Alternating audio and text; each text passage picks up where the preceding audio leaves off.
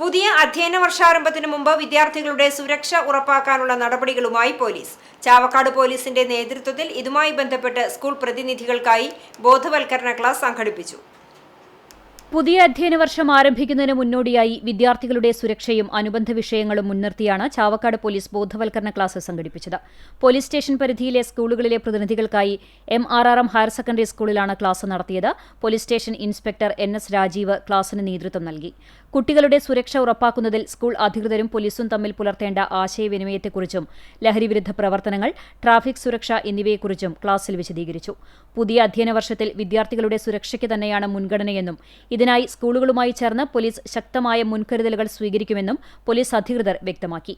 Taji C. George, CPOമാരായ D. Sukanya, KN Neethu, PR Ajith എന്നിവരും പങ്കെടുത്തു. സ്റ്റേഷൻ പരിധിയിലെ 26ഓളം സ്കൂളുകളിൽ നിന്നുള്ള പ്രതിനിധികൾ സുരക്ഷാ ക്ലാസിൽ പങ്കെടുത്തു.